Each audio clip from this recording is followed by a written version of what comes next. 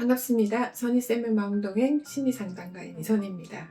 오늘 여러분과 함께 조금 특별한 속도에 대한 얘기를 해보려고 합니다. 우리는 흔히 앞서가는 법, 빨리 깨치는 법에 익숙해져 있습니다. 하지만 여기 남들보다 조금 천천히 세상을 알아가는 사람들도 있습니다. 바로 경계선 지능인입니다. 우리는 이들을 느린 학습자라고 부릅니다. 장애와 비장애, 그 경계선에서 누구보다 치열하게 살아가고 있지만 정작 우리 사회의 시선과 제도는 그 속도를 기다려주지 못했던 것 같습니다. 오늘 이 시간에는 전문가와 함께 이들의 느린 발걸음이 멈추지 않도록 우리가 어떤 손을 내밀어야 할지 지금 놓치면 평생 후회할 골든타임, 전문가가 말하는 실질적 해결책을 지금 바로 공개합니다. 오늘 이 시간은 지난번 성인 웩슬러 지능검사를 통해서 우리 마음의 지도를 명확하게 그려주셨던 분이죠. 인간 인지에 대한 깊은 통찰로 많은 분들에게 위로와 해답을 주셨던 김무신 선생님을 다시 모셨습니다. 오늘은 그 연장선상에서 우리 사회가 오랫동안 외면해왔던 사각지대, 경계선 지능이라는 화두를 가지고 더 깊은 대화를 오늘 나눠보고자 합니다. 느린 학습자들의 경우는 숨겨진 아픔과 그들에 대한 우리 사회의 온도에 대한 고민을 주실 인지심리학의 베테랑 정말 귀한 분을 다시 모셨습니다. 지난번 성인 웩슬러 대담으로 우리 마음의 지도를 잘 그려줘 주셨던 우리 김무신 선생님 소개합니다. 감사합니다. 반갑습니다. 선생님, 네. 그 지적 장애인은 아니지만 일반적인 속도를 따라가기 힘드신 분들 있잖아요. 예. 네. 이런 분들이 바로 경계선 지능인이라고 얘기를 할 수 있는데 정확히 어떤 분들 말을 하는지 좀 예. 부탁드립니다. 일단은 쉽게 설명드리면 IQ가 70에서 79 사이에 있는 사람을 말하고요. 근데 장애 기준으로 들지 않거든요. 근데 이렇게 인지적으로 취약하기 때문에 이렇게 성인으로서 자립하는데 많은 어려움을 겪을 수가 있습니다.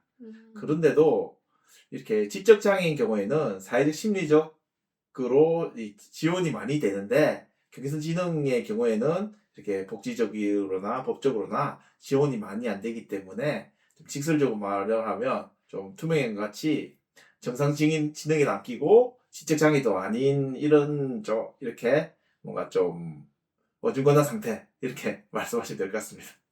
그렇죠. 우리가 한번 검사를 할 때, 예. 이 지능 때문에 이제 사회적으로 좀 뭔가 보상이라든지 지원을 받아야 되는데, 그게 좀 안타까운 분들이 간혹 계셨던 것 같아요. 맞습니다. 예. 이제 그러면요, 음. 어릴 때 미리 알 수 있다면 참 좋을 텐데, 부모님이 알아챌 수 있는 어떤 전조 증상 같은 게 좀 있을까요? 그러니까요.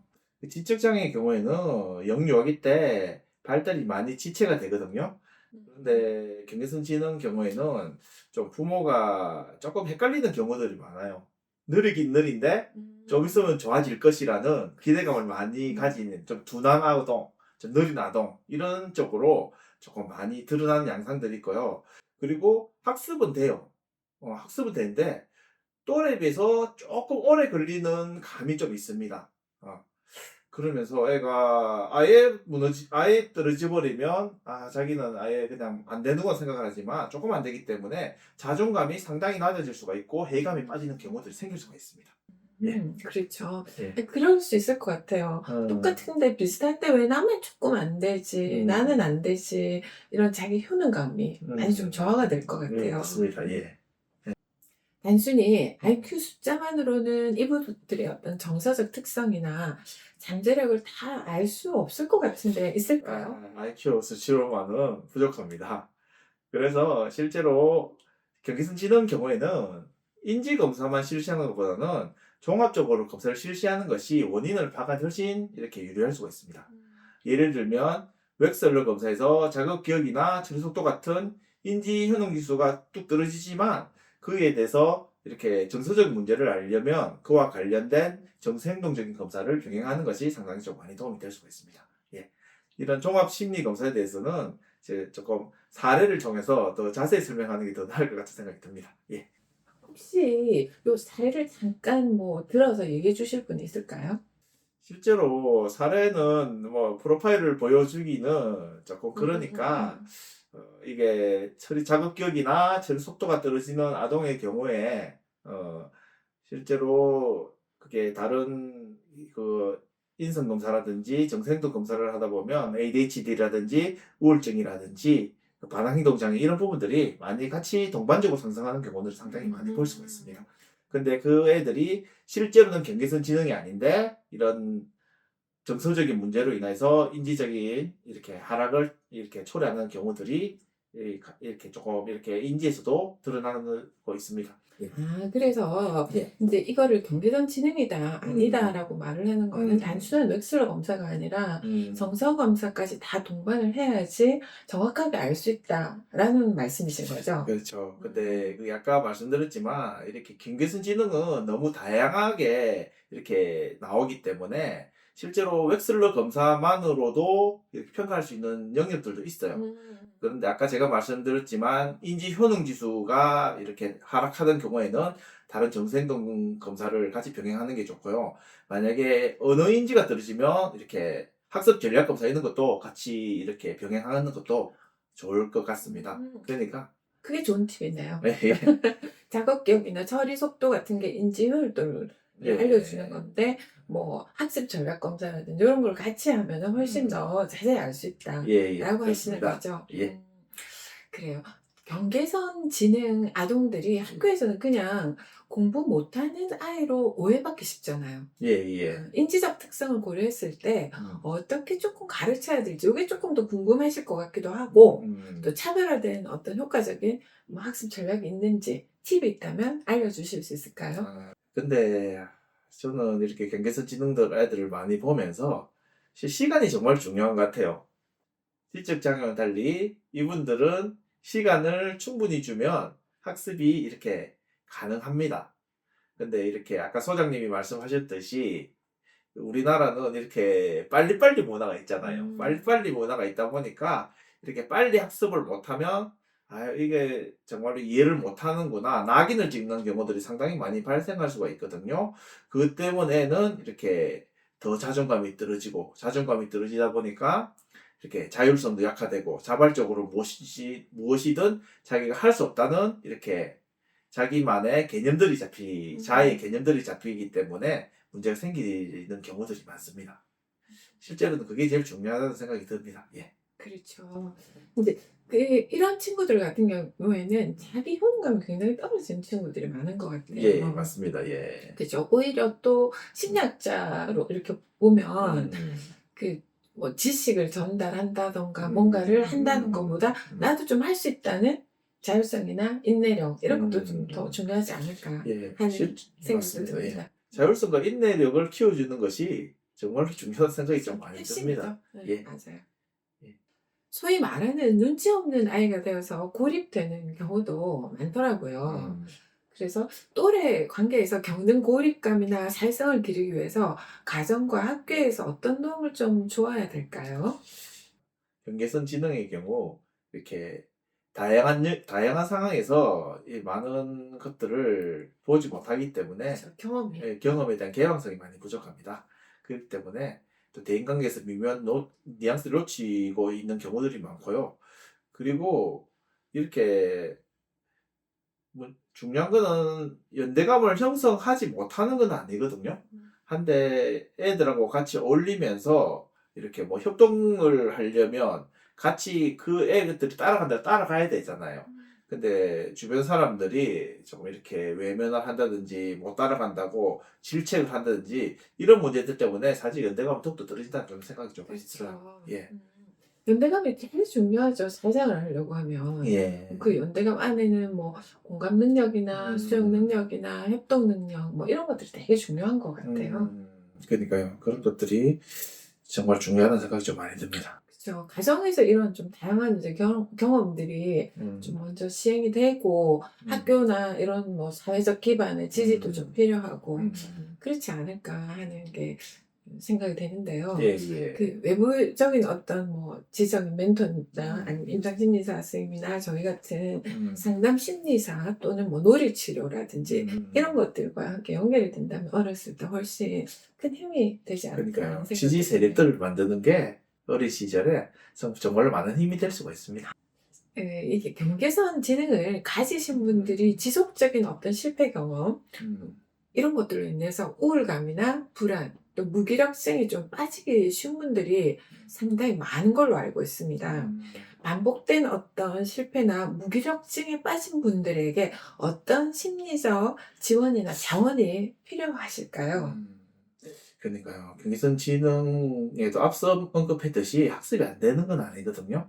근데 우리의 학습 체계는 그렇잖아요. 비교. 맞아. 비교. 비교하다 보니까 음, 잘하는 애들은 1등만 좋아하는 사회잖아요. 그렇지. 그렇다 네. 보니까 이게 자기는 제가 봤을 때 실패가 아닌 경우들도 많아요. 자기의 인지도 충분히 잘한 건데 다른 사람 보기에는 어설프다. 이렇게 이런 게밖에 못하나 이런 식의 피드백을 많이 제공하거든요. 아쉽죠. 그러면 계속 애가 무기력함에 빠지는 이런 경험들을 할 수가 있습니다.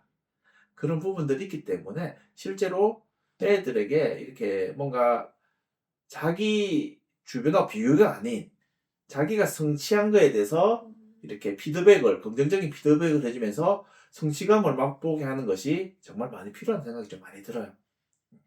그리고 그 성공 경험이 쌓이면 자기 자신감 생기잖아요. 그렇죠. 근데 자신감 생긴다 그래도 좀 복잡한 과제를 주면 이렇게 해결을 잘 못하는 부분들이 있거든요. 그러니까 이게 점진적 강화 기법, 행동치료 이런 맞아요, 기법들을 맞아요. 활용해가지고 좀 난이도가 높아지면 자신감을 회복할 수 있다는 생각이 좀 듭니다. 네. 그렇죠. 이럴 때 정말 행동 치료가 중요한 것 같아요. 예, 행동치료가 정말 중요하죠. 정말 중요하죠. 그죠? 예. 그리고 저도 상담할 때 보면 네. 한 번이라도 해오시라고 얘기하거든요. 네, 맞습니다. 한 번이라도 하면 두 번 할 수 있잖아요. 한 번이 중요한 것 같아요. 예, 한 번만 시작이 반이죠. 맞아요. 맞습니다. 예. 그리고 인내력이 정말 중요하다는 생각이 좀 들어요. 그렇죠. 자기가 단순한 과제를 통해서 뭔가 성취감을 높여주고 이런 성공 경험이 확대가 되면 이렇게 복잡한 사고 과정도 어차피 이렇게 단순한 것들이 이렇게 합쳐져 가지고 복잡한 사고가 되잖아요. 그렇죠. 그것도 충분히 복잡한 사고 과정도 할 수 있다는 생각이 좀 많이 듭니다. 그렇죠. 예. 이런 걸 잘 수용할 수 있도록 지지 체계가 또 이렇게 좀 만들어지는 것도 정말 중요할 것 같아요. 지지 체계가 정말 제일 중요하죠. 그죠? 그게 예. 이제 제일 작은 게 가정부터 시작이 되는 것 예, 같아요. 맞습니다. 예. 자, 점점 이제 마지막 질문이 되어 가는데요. 예. 부모님들도 이런 경우에는 참 힘든 시간을 보내실 것 같아요. 그런데 이제 사회가 어떤 도움을 좀 줘야 될까요? 이 보통은 우리가 가족 체계 안에서도 뭔가 변화가 되어야 되지만 큰 틀에 비해서 사회적인 변화도 있어야 되지 않을까 하는 생각이 들거든요. 예. 그러니까 이제 실제로 부모가 겪는 부담들은 상당히 크죠. 그죠. 그러니까 이게 우리나라 사회가 좀 그렇잖아요. 좀 애가 약간 좀 부족하다 싶으면 다른 사람한테 보이는 거에 대해서 부담감 느끼고 그리고 여러 가지 개입 이게 부모가 정확하게 애의 특징을 모르면서 과도한 교육적 개입을 한다든지 이런 부분들 때문에 또 문제가 많이 생기는 경우들도 있거든요. 어. 이런 정보들이 부족으로 인해서 양육의 어려움도 겪고 있고요. 이것들이 하니까 또 부모가 많이 싸워요. 예. 예, 이게 이제 제일 예, 중요합니다. 네 닮아니 내 닮아니 하면서 부모가 맞아, 많이 맞아. 싸우는 경우들이 있거든요. 그렇기 때문에 이런 부모에 대한 이렇게 교육이 필요한 부분들이 있고요. 그리고 이렇게 자조 모임 이런 것들도 한번 조성해 보는 것도 도움이 될 겁니다. 그렇죠. 요 최근에도 상담을 해보니까 장애 아동이나 경계선 지능이나 요런 이제 그 가족이 있는 경우에는 부모들의 심리적 소진도 있지만 가족 안에서의 부담감이나 책임감 이런 심리적 소진도 많이 발생하는 것 같아요. 이 모두가 협동을 조금 사실은 해야 되는 부분이고 사회도 가정도 그리고 이게 가족 모두가 이렇게 지지 체계가 좀 되어져야 된다는 생각도 들고 이래야지 아이가 온전하게 성장할 수 있지 않을까 그렇습니다. 하는 생각이 듭니다. 그리고 형제도 참 중요한 역할을 하는 것 같아요. 진짜 중요해요. 형제 교육이 정말 필요합니다. 형제는 원래 이렇게 심리적으로 경쟁으로 태어나는 거잖아요. 심리학적으로 보면. 그죠. 예. 그죠. 첫째를 왕과 폐위된 뭐 왕 이렇게 말하기도 하잖아요. 제2성자. 예. 그렇다 보니까 그런 것보다는 그럼 어차피 이렇게 한 명이 이렇게 정상지능이면 약간 조금 열등감을 느끼는 경우들이 많아요. 그렇죠. 그런 부분들에 대해서는 부모가 조금 이렇게 케어가 평소에 많이 지지를 필요하죠. 좀 많이 맞아요. 해주고 형제도 이렇게 조금 형제한테도 약간 좀 경쟁보다는 협동을 하도록 강요를 하는 것이 많이 필요한 생각이 좀 듭니다. 그렇죠. 그리고 그렇지 않은 가족들 경계선 지능이나 장애를 뭐 장애라고 볼 수는 없겠지만 경계선 지능은 이런 이제 가족들이 있을 때 좀 덜 부담을 느낄 수 있도록 이렇게 교육하는 것도 정말 중요하지 그치. 않을까 하는 그런 생각도 해봅니다. 그러니까 저도 경계선 지능 부모를 보면 실제로 재촉하거나 부정적인 피드백을 제공하는 부모들이 더 많다는 생각이 좀 들어서요. 예. 그럼 애들은 더 위축이 돼버리고 심리적 문제들이 더 많이 생기기 때문에 그런 부분들에 대해서만 양육만 이렇게 조금 이렇게 잡아준다면 상당히 많이 도움이 될 것 같아요. 맞습니다. 기회가 된다면 그 부모 양육 데이트하고 이렇게 웩스럴 검사의 이런 양상들도 같이 볼 수 있는 것도 있거든요. 그렇죠. 예. 저희 센터에서도 사실은 이제 웩슬러 검사만 진행을 하는 게 아니라 웩슬러 검사를 하시면 올해 26년부터는 그 부모 양육 태도 검사까지 같이 겸해서 해드리거든요. 근데 이렇게 경계선 지능 느린 학습자라고 그러죠. 재치변이 기다림. 이게 제일 중요하다는 생각이 들고요. 그리고 아까 제가 말씀드렸듯이 협동이 안 된다고 많이 해요. 사회적 관계 협정도 안 되고 판단도 부족하고 이런 피드백들이 많거든요. 사회성도 떨어진다는. 근데 그거는 우리가 다시 한번 생각해 볼 필요가 있습니다. 그거는 우리가 사회적인 틀이 일반적인 지능 애들 중심으로 맞춰져 있기 때문에 이런 애들이 그 틈에 들어갈 틈이 없다는 생각이 좀 들거든요. 그렇기 때문에 실제로는 그에서 조금만 양보하는 협동할 수 있듯이 기다려주면 오히려 더 응집력 강한 사회적 이론이 될 수 있다는 생각도 들어요. 제가 봤을 때는. 예. 그렇죠. 이렇게 함께 속도를 맞춰가는 사회가 가장 건강한 사회다. 뭐 우리 캠페인 하는 것 같은데요. 그게 가슴에 이제 와닿는 것 같습니다. 경계선 지능 관련해가지고 인식 개선 프로그램을 조금 하는 것들도 나쁘지 않다는 생각이 들어요. 경계선 지능은 실제로 퍼센티지가 그 20% 가까이 된다고 이렇게 들었거든요. 그만큼 이렇게 많은데 그 요인들에 너무 이렇게 느린 학습자로만 이렇게 딱 낙인을 찍히기에는 그 영역들이 너무 넓어요.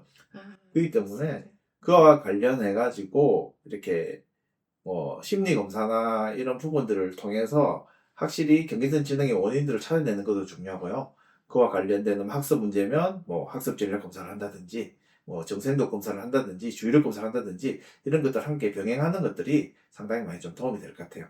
원인을 알면 이렇게 해결책은 쉽게 또 찾을 수가 있으니까요. 맞습니다. 예. 원인을 알면 이게 방법을 찾아갈 수 있다라는 말이 되게 인상적이었고요. 예. 그리고 이런 것들이 이제 우리가 주관적으로 느끼는 것도 굉장히 중요하지만 심리 검사라는 도구를 통해서 하면은 훨씬 더 빠르게 갈 수 있는 이제 최적화 도로를 만든다는 생각도 오늘 들었습니다. 우리 김구신 선생님 같은 경우에는 또 이 임상 센터를 또 여신다는 얘기를 들었어요. 경계지능 분들을 위해서 또 아니면 또 다른 검사를 위해서 지금 되게 많이 신경을 쓰고 계시는 것 같아요.